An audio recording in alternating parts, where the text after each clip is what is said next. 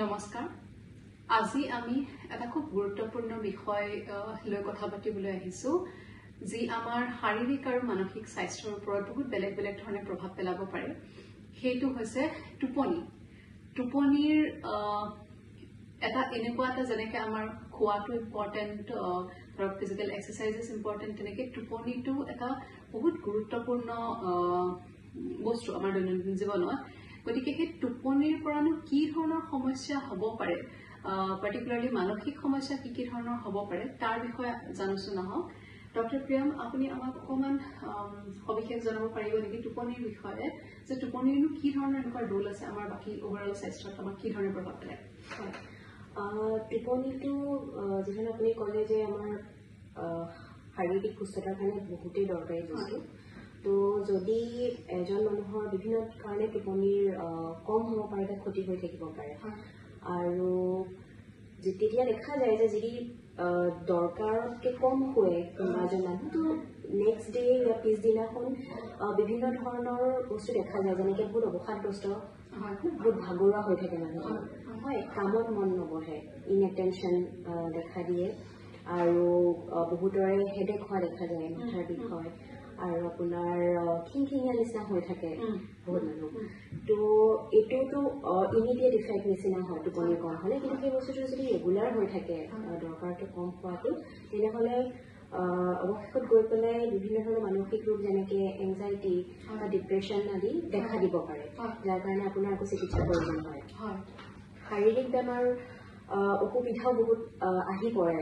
বহুত দিনলৈ যদি টোপনিৰ ক্ষতি হয় যেনে আপোনাৰ ডায়েবেটিছ বা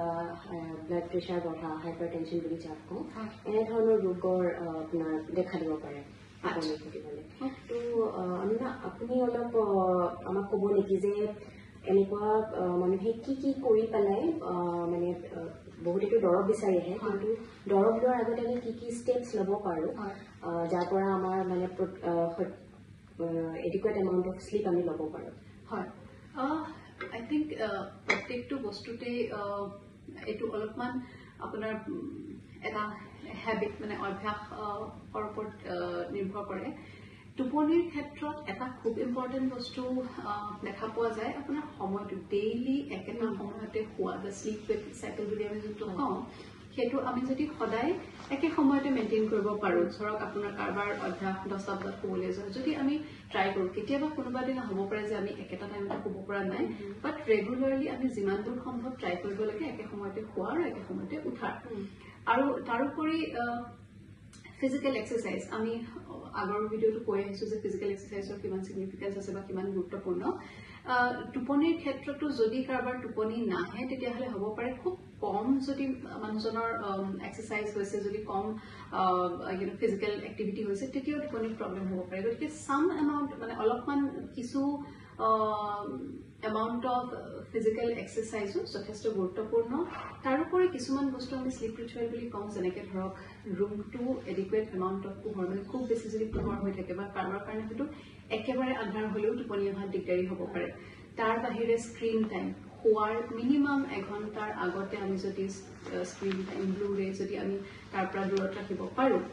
তাৰোপৰি শোৱাৰ আগতে খুব ষ্টিমুলেটিং এক্টিভিটি যদি আমি নকৰোঁ যদি কৰাৰ পৰা দূৰত ৰাখিব পাৰোঁ খুব ধৰক এক্সাইটিং কিবা আমি চিনেমা এখন চাই আছোঁ বা খুব এক্সাইটিং আমি কিতাপ এখন পঢ়িছোঁ সেইটোৰ পৰা যদি আমি দূৰত ৰাখিব পাৰোঁ তেতিয়াহ'লে বডিটোৱে এটা নেচাৰেল ষ্টেট অফ ৰিলেক্সেশ্যনত গৈ পেলাই টোপনি অহাত সহায় কৰে তাৰোপৰি বহুত ক্ষেত্ৰত দেখা পোৱা যায় যে আপোনাৰ হট বাথ যোনটো কুহুমীয়া গৰম পানীৰে যদি আমি গা ধুওঁ সেইটোতেও বহুত হেল্প হ'ব পাৰে